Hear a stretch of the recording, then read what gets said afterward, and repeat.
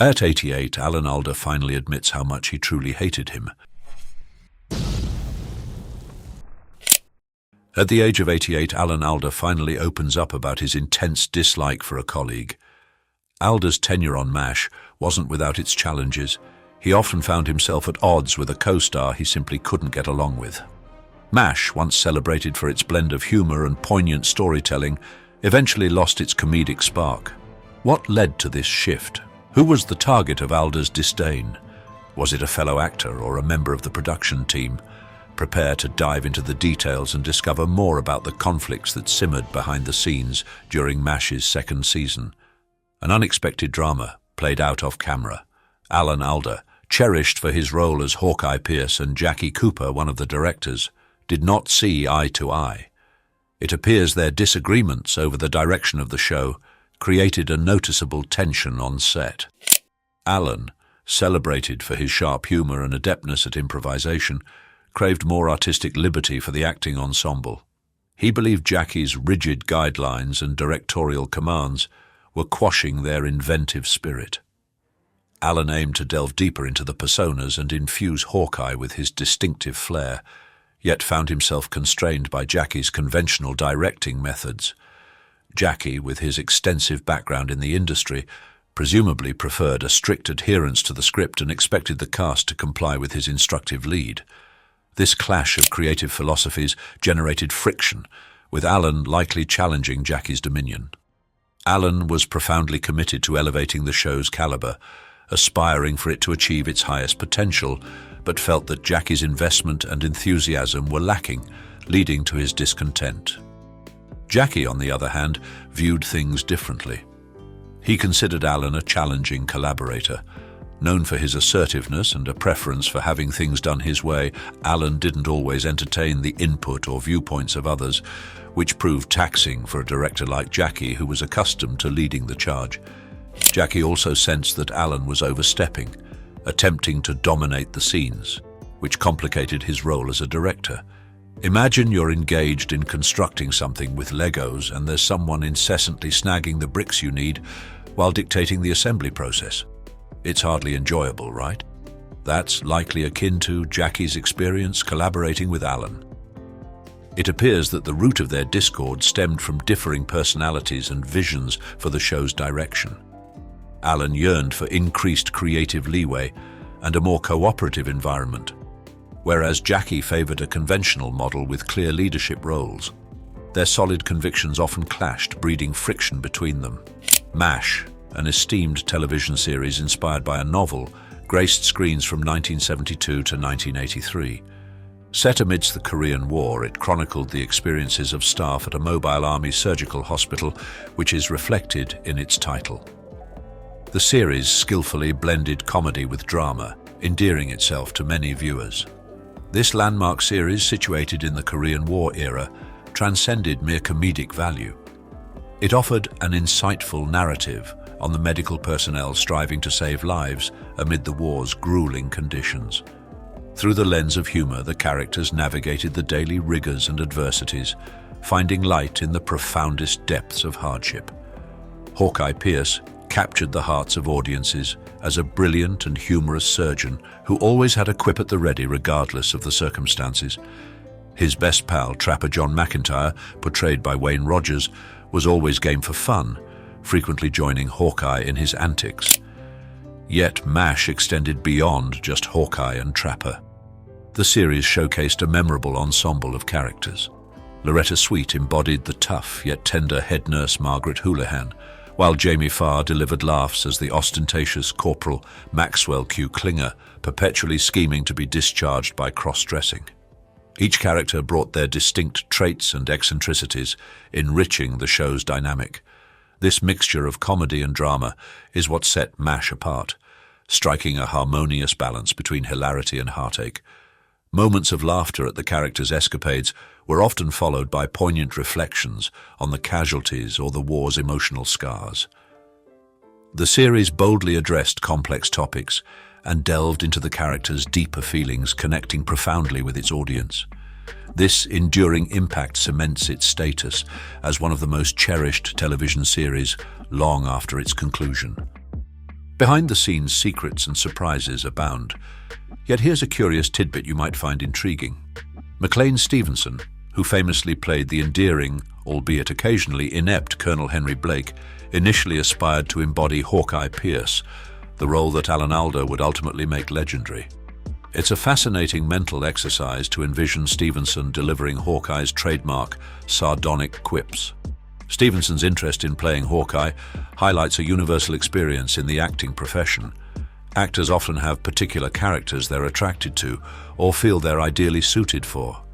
Like anyone pursuing their passions, actors have their own goals and aspirations. While they might achieve these ambitions at times, other occasions see them accepting different but no less impactful roles. For McLean Stevenson on MASH, destiny had a distinctive journey in store.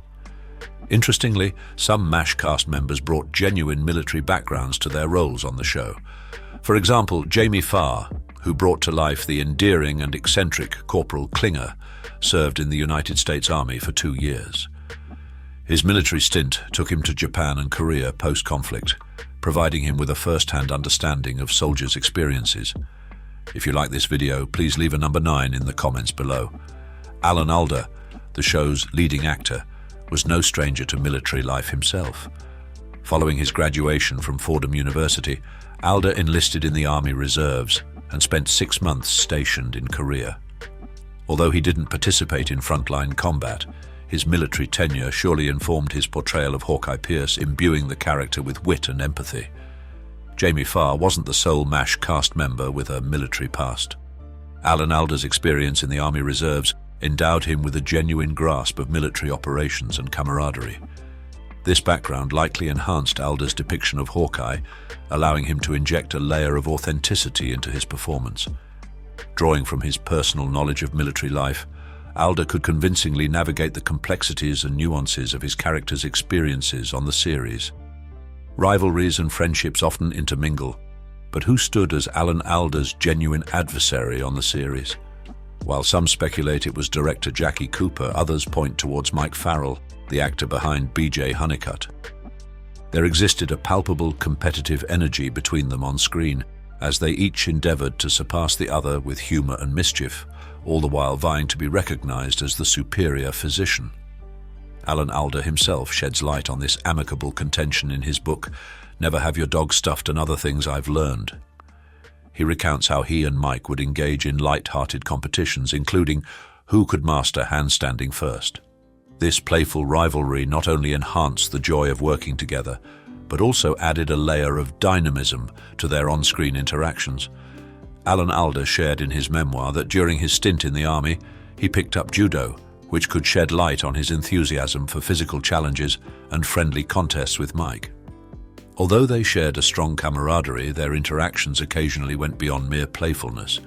Alan recounted instances when, upon being asked to sit, Mike would teasingly attempt to trip him, aiming to topple him over. Nevertheless, their friendship wasn't devoid of its serious moments. Specifically, they found themselves at odds over the portrayal of their characters in a particular episode. Mike harbored strong convictions that his portrayal of B.J. Honeycutt diverged from the character's true essence, leading to a disagreement with Alan, who perhaps interpreted the scene differently. It's common for actors to develop a deep connection with their roles, striving for authenticity in their representation. This dedication to their character's integrity was the crux of the disagreement between Alan and Mike, as each actor sought what they believed was best for their roles, and, by extension, the series, despite occasionally conflicting viewpoints. Exploring casting what-ifs presents a fascinating glimpse into an alternate MASH universe. Comedian Robert Klein, known for his wit and stand-up comedy, was once in the running for the role of Trapper John McIntyre, Hawkeye's comrade-in-arms. The thought of Robert Klein, with his comedic prowess, joining the ranks of the MASH ensemble is intriguing. However, Klein chose to pass on the opportunity. Despite MASH's monumental success, there appears to be no trace of regret from Klein. He carved out an impressive career for himself, gracing over 100 films and television series with his talent. It's evident that Klein navigated his own route to acclaim, MASH or no MASH. In the realm of casting curiosities, Wayne Rogers, who brilliantly portrayed the charming Trapper John McIntyre, stands out for his unconventional contract situation, or the lack thereof. Distinct from most actors who bind themselves to a series through contracts, Rogers operated without such agreements, granting him the freedom to exit the show at his discretion. This no-strings-attached arrangement undoubtedly left the MASH crew in a constant state of adaptation, ready to pivot whenever Rogers opted for a temporary departure. Such a dynamic surely added an extra layer of complexity to managing the show's continuity and character development. Klinger, portrayed by Jamie Farr, emerged as a beloved character among MASH fans. Initially, his appearance was intended to be a one-off, with the character being gay. Yet Klinger's vibrant personality and comedic flair quickly captured the hearts of both the audience and the show's creators, leading to his extended stay throughout the series. As MASH evolved, a notable shift occurred with the laugh track, a staple element of audience engagement in sitcoms. This transformation was gradual, with the laughter becoming sparser and more subdued, mirroring the series' journey towards addressing more solemn and profound themes. From its inception, the minds behind MASH aimed to venture off the beaten path. They believed that a laugh track, while conventional for sitcoms of that era, didn't align with the nuanced portrayal of war's grave realities juxtaposed with its comedic elements. However, CBS, the broadcasting network, insisted on its inclusion, arguing its necessity for the show's comedic aspect. Following negotiations, a middle ground was reached, allowing MASH to maintain its unique balance of humor and gravity, albeit with some compromise on the presence of a laugh track. If you like this video, please leave a number 9 in the comments below. The compromise allowed for the retention of the laugh track, albeit with the provision to omit it during certain segments, particularly those taking place in the operating room. This adjustment was a significant achievement for the producers, who aimed to imbue these moments with a heightened sense of realism and drama. As the series progressed, the laughter subtly receded into the background. It never fully disappeared, but was dialed down and deployed more sparingly. This evolution underscored MASH's maturation, gradually shifting towards exploring more profound subject matter. The series maintained its humorous essence, though the comedy began to weave in darker, weightier themes, moving away from the lighter fare that characterized its early episodes. MASH kicked off with a bang on September 17, 1972, quickly garnering critical acclaim. Its pilot episode didn't just captivate audiences, it also earned Emmy nominations for both director Gene Reynolds and writer Larry Gelbart. Impressively, Gelbart penned the entire episode in just 3 days, a feat akin to pulling off an all-nighter for a book report, but significantly more impressive. The accolades and admiration the premiere received affirmed its exceptional quality. Despite the rushed writing process, it resonated deeply with viewers, securing its place as a timeless favorite. An intriguing behind-the-scenes tidbit unknown to the cast at the time was Alan Alda's Hawkeye, exclusive knowledge of Colonel Henry Blake's fate.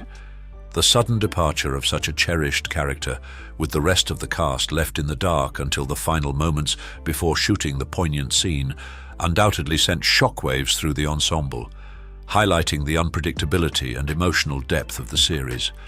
MASH wasn't just about the surprises in its storyline. The series was also renowned for featuring guest stars who would go on to achieve great fame.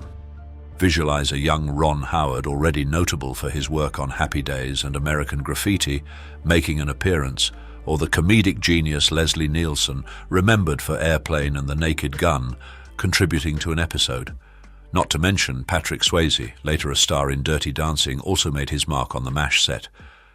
These guest roles not only injected additional intrigue into the show, but also played a part in broadening its appeal and drawing in a wider audience.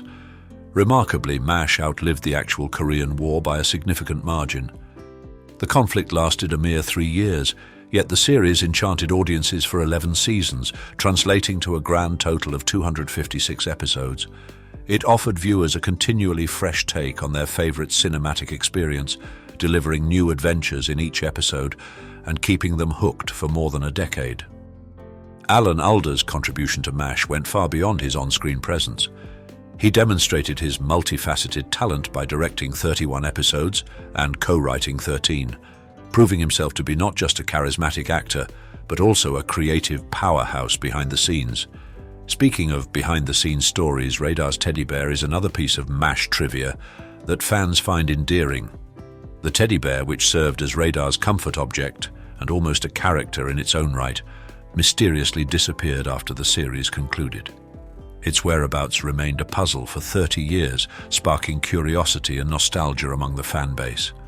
However, in an unexpected twist, the bear was discovered and put up for auction, where it was acquired by Gary Burkhoff, the actor behind Radar. This reunion of actor and prop symbolized a heartfelt link to the show, reuniting Burkhoff with an iconic piece of his character's storyline. The surprises from the MASH cast didn't stop there. In one of the concluding episodes, the characters came together to bury a time capsule, incorporating memories and keepsakes from their shared experiences. This capsule was discreetly buried on the set, lying in wait as a hidden relic. Astonishingly, a few months following the end of filming, a construction worker unearthed the time capsule.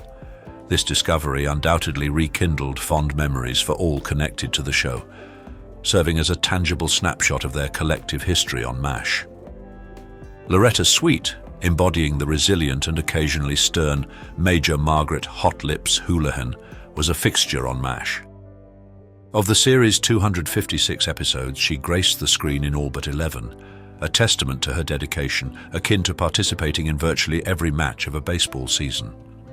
Remarkably, Swit was one of just 4 cast members who remained throughout all 11 seasons, showcasing her commitment to the role of Major Houlihan and her cherished place within the MASH family. While Loretta's contributions were significant, it's vital to acknowledge the ensemble's collective importance. MASH thrived on the strength of its entire cast, including those in less prominent roles. An episode from 1977 even cleverly named characters after players from the California Angels baseball team, underscoring the creative attention to detail that enriched even the more minor aspects of the series. The legacy of MASH lives on, blending humor with stories that strike at the heart. It's more than just a show, it's a piece of history that continues to resonate. Got a favorite MASH memory or character? Share your thoughts in the comments. If you're feeling nostalgic, simply comment M to show your love for the series. And remember, for more engaging content on television classics, don't forget to like, subscribe, and hit the notification bell on Iconic Inside. See you in the comments, MASH fans. Behind the soul-stirring voice that captivated millions lies a tale of hidden struggle and intense personal battles. Aretha Franklin, the unforgettable Queen of Soul, faced more than her fair share of life's cruel twists. From a childhood marked by early motherhood and tumultuous relationships to the heartache of personal losses and health battles, Aretha's luminous career was underscored by deep, private trials. What really hid behind her tragic life? Stay tuned as we unravel the shocking truths that define the legend of Aretha Franklin. 2. Early life and musical roots. Aretha Louise Franklin was born on March 25, 1942, in Memphis, Tennessee. She was the daughter of Clarence Lavorne Franklin, a Baptist minister, and Barbara Siggers Franklin, a gospel singer. Growing up in a religious household, gospel music naturally became the foundation of Aretha's early musical education. Her father, also known as C.L. Franklin, was a prominent minister and a well-known figure in the civil rights movement. He recognized her talent early on and nurtured it, encouraging her to sing in church. Aretha's musical journey began in Detroit, Michigan, where her family moved when she was a young girl. It was in Detroit that her vocal talent truly began to shine. The church played a pivotal role in her upbringing, and Aretha's performances in the New Bethel Baptist Church, where her father preached, laid the groundwork for her future in music. However, Aretha's childhood was fraught with challenges. Her parents divorced when she was just 6 years old, and her mother passed away when Aretha was only 10. These early losses forced Aretha to mature quickly, and she sought solace in music. Her father, renowned for his fiery sermons and charismatic personality, took on the role of raising Aretha and her siblings. Despite his larger-than-life persona, C.L. Franklin's lifestyle was often tumultuous and contradictory, influencing Aretha's perceptions of adulthood at a young age. At 12, Aretha gave birth to her first child, a son named Clarence, and 2 years later, she welcomed her second son, Edward. Balancing motherhood and her budding musical career, Aretha relied heavily on the support of her grandmother and older sister. Despite these challenges, her remarkable talent couldn't be contained. By her mid-teens, Aretha was touring with her father's gospel caravan, captivating audiences with her soulful voice and exceptional piano skills. These tours provided Aretha with invaluable exposure and set the stage for her transition to secular music. C.L. Franklin's influence and connections eventually led to Aretha's move to New York City, where she signed with Columbia Records at the age of 18. New York City marked a significant turning point in her career. Under the guidance of Columbia, Aretha released her first album and began to explore a variety of musical styles beyond gospel. However, it wasn't until she signed with Atlantic Records a few years later that Aretha found her true voice and style, setting the stage for her rise to fame. 3. Rise to fame and musical breakthrough. The late 1960s marked a pivotal turning point in Aretha Franklin's career, a period during which she was rightfully crowned the Queen of Soul. The transformation following her signing with Atlantic Records in 1967 catapulted her into an unparalleled musical journey. Under the adept guidance of producer Jerry Wexler, Aretha embraced a sound that was entirely her own, brimming with raw emotion and soul, a stark departure from the variety she had previously explored with Columbia Records. Her album, I Never Loved a Man the Way I Love You, redefined the soul genre, featuring timeless tracks like the album's title song and the powerful Respect. The latter, a song originally by Otis Redding, was transformed under Aretha's touch into an anthem of empowerment and a clarion call for respect. This song not only solidified Franklin's place in music history, but also became synonymous with the movements for civil rights and women's liberation. Aretha Franklin once eloquently captured the essence of music's impact, saying, "Music does a lot of things for a lot of people. It's transporting for sure. It can take you right back, years back, to the very moment certain things happened in your life. It's uplifting, it's encouraging, it's strengthening." This philosophy resonated throughout her career, as her songs often served as a comforting and unifying force for her listeners. The impact of tracks like Think, Chain of Fools, and You Make Me Feel Like a Natural Woman was profound, extending beyond the musicality to inspire a generation to seek respect, love, and empowerment. Franklin's unparalleled vocal prowess and emotive performances won her numerous Grammy Awards and established her as a figure of immense significance within the music industry. Aretha's versatility as an artist was unmatched, seamlessly blending elements from differing genres and continually evolving her sound. This willingness to explore and innovate ensured that her music remained relevant and deeply connected with audiences across the globe. Despite facing personal and professional challenges, Franklin's commitment to her craft remained unwavering. Aretha Franklin's ascent to musical stardom and her significant breakthroughs in the 1960s were not just a testament to her extraordinary talent, but also to her profound impact on music and society. As a cultural icon, her legacy is characterized by her fearless voice and the enduring messages embedded within her songs. Because YouTube will prioritize interactive videos, please comment OK if you find this video interesting. Thank you, IV. Aretha and the Civil Rights Movement. Aretha Franklin's contributions extended well beyond the realm of music.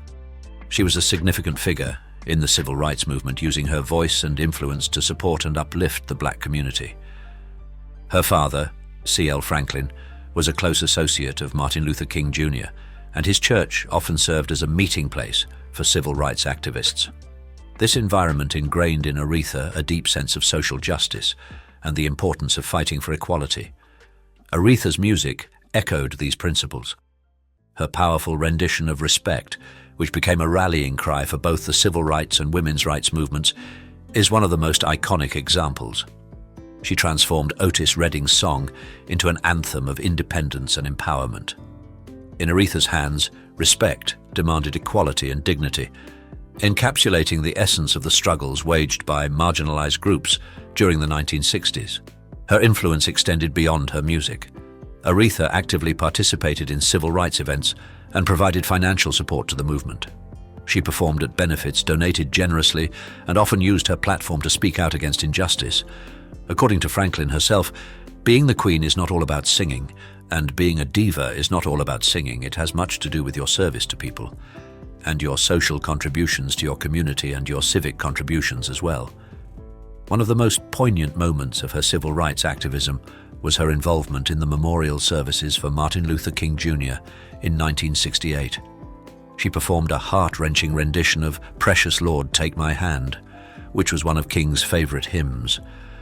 This performance not only paid tribute to the fallen leader, but also underscored Aretha's deep commitment to the cause of civil rights. Aretha's activism was not confined to the era of the 1960s. She continued to advocate for social justice throughout her life.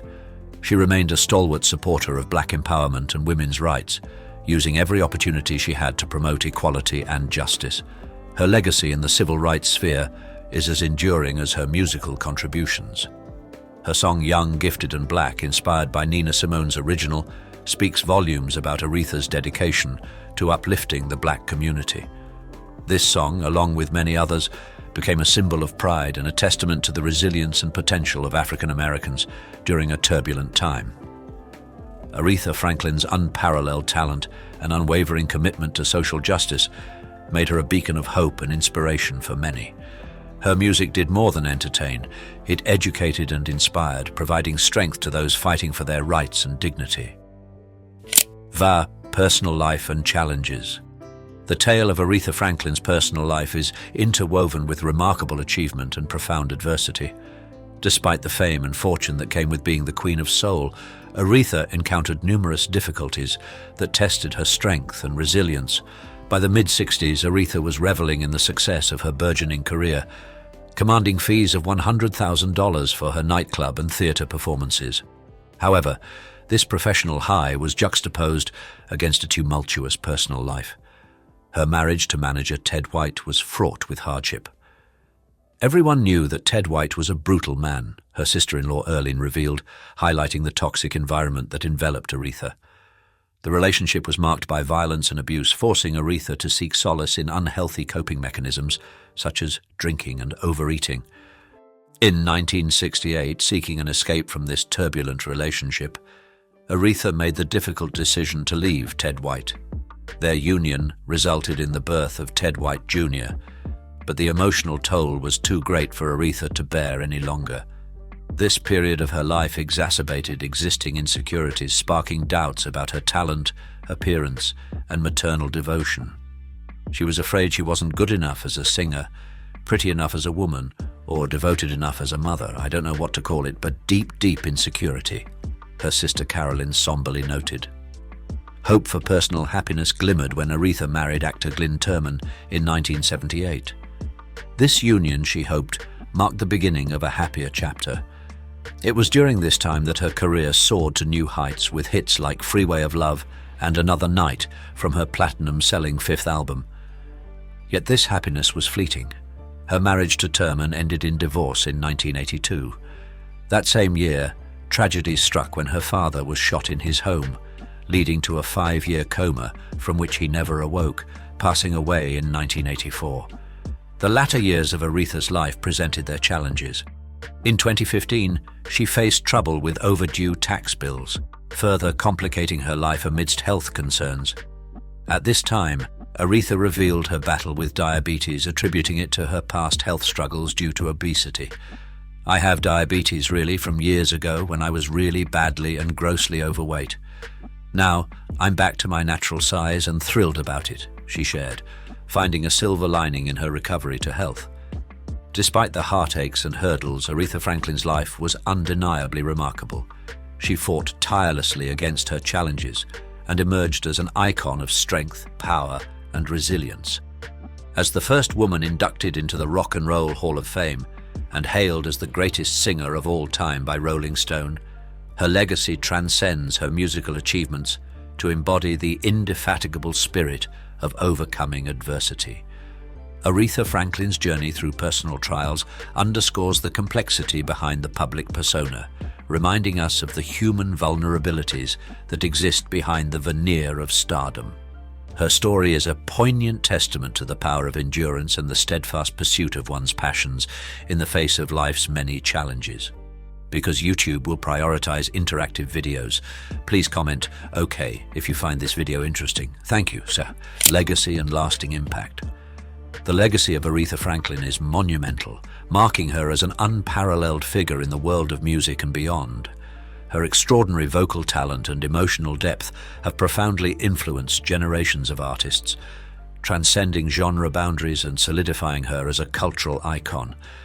Aretha's music spoke to the soul, embodying themes of love, pain, strength, and resilience that resonated with audiences worldwide.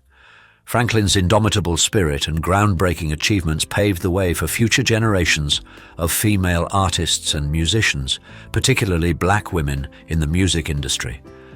She showed that a woman could be both powerful and vulnerable, commanding respect and adoration through the sheer force of her talent and personality.